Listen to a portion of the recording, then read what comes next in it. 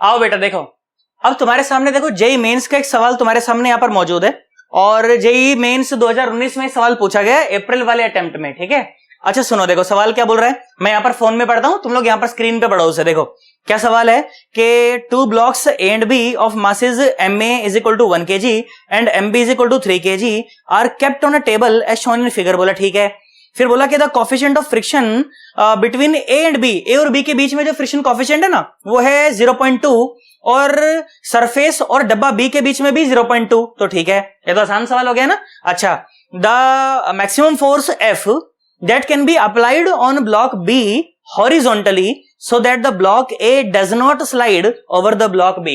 देखो बिल्कुल पुराने जैसे सवाल है ना, हमने तो बल्कि उसमें पूरी पीएचडी करवा दी थी, ये तो बिल्कुल छोटा सा सवाल है ना। सही बताऊं तो इस तरह के सवालों के तो इसके बाद जो आज की जो वीडियो है ना, इस वीडियो के बाद ऐसी प्रैक्टिस हो जाएगी आपकी कि सवालों के लिए आप पेन भी ना चलाओगे।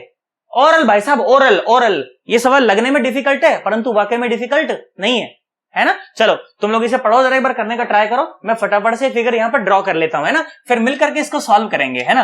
क्या बोला गया कि भाई ये सरफेस है, मैंने कहा ठीक है, ओके, है ना। ये एक डब्बा, ओके, ये एक और डब्बा, ऊपर वाला डब्बा 1 किलो का और नीचे वाला डब्बा 3 किलो का, और F की वैल्यू बतानी है मैक्सिमम के साथ साथ चले, है ना। और दोनों के बीच में फ्रिक्शन कोएफिशिएंट कितना है, 0.2 है ना। चलो भाई आ जाओ, सुनो मिल करके करेंगे, देखो अच्छा लगेगा, है ना। यहां पर भी फ्रिक्शन कोएफिशिएंट कितना है, 0.2 है, ठीक है, और यहां पर भी फ्रिक्शन कोएफिशिएंट कितना है, 0.2 है।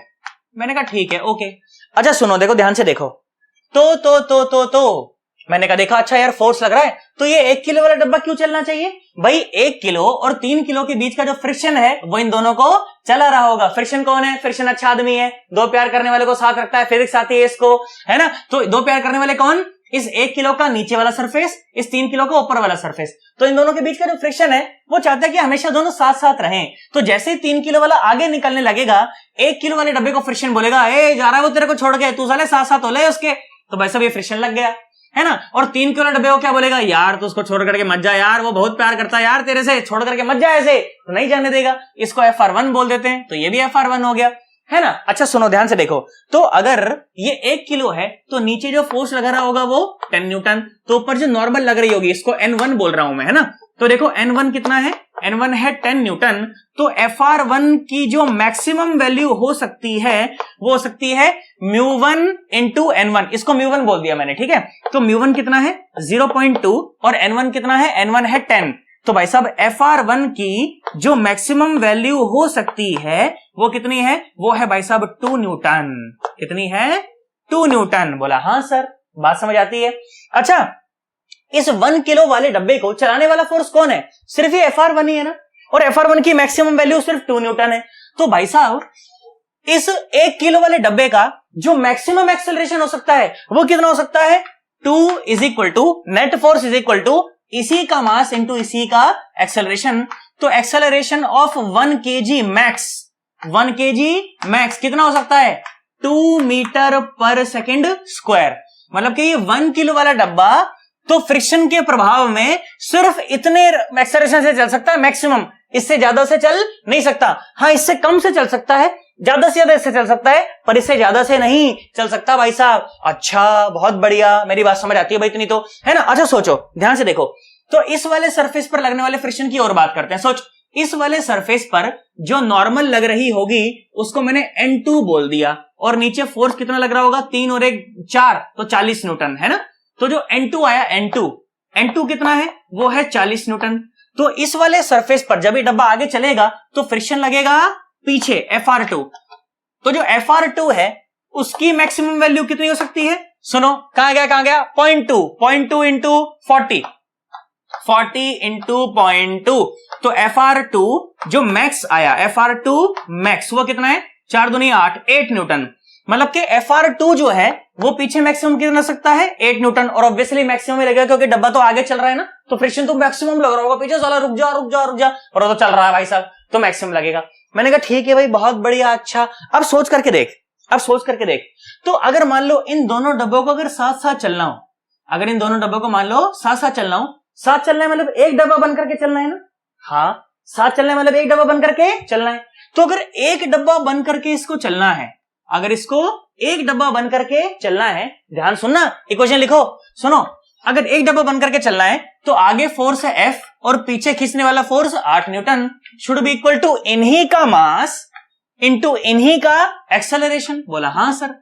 अच्छा, अगर इन दोनों को साथ साथ चलना है तो एक्सेलरेशन 1 kg का तो मैक्सिमम कितना है 2 मीटर पर सेकंड स्क्वायर, तो मतलब इन दोनों का ही मैक्सिमम कितना होना चाहिए 2 मीटर पर सेकंड स्क्वायर। अगर ये 3 किलो का डब्बा या मान लो सिस्टम अगर 2 से ज्यादा से चलना चाहे तो 1 kg तो पीछे छूट जाएगा। हाँ, इसका मतलब कि अगर इन दोनों को साथ चलना है तो इन दोनों का जो मैक्सिमम एक्सेलरेशन है वो सिर्फ 2 मीटर पर सेकंड स्क्वायर हो सकता है। इसका मतलब कि F minus 8 should be equal to 8, तो F is equal to 16 newton. कितना 16 न्यूटन।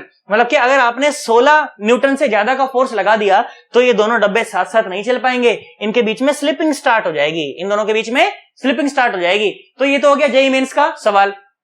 इसमें भी सुन, पीएचडी करवाता हूं, देख ध्यान से देख। अगर इस फोर्स की वैल्यू 8 न्यूटन से कम रही फिर तो भाई साहब सरकेंगे ही नहीं, दोनों डब्बे चलेंगे ही नहीं, है ना। तो अगर फोर्स की वैल्यू लेस देन 8 न्यूटन रही, अगर फोर्स की वैल्यू लेस देन 8 न्यूटन रही तो एक्सेलरेशन होगा 0, एक्सेलरेशन होगा 0। अब सुनो, और अगर आपके फोर्स की वैल्यू 8 न्यूटन से तो ज्यादा रही, अगर आपके फोर्स की वैल्यू अगर 8 न्यूटन से तो ज्यादा रही और 16 न्यूटन से कम रही, 16 न्यूटन से कम रही या बराबर रही, तो दोनों डब्बे साथ साथ चलेंगे, और एक्सेलरेशन कितना होगा, एक्सेलरेशन होगा F माइनस 8 और बाय कितना 3 और 1 4, इतना एक्सेलरेशन होगा।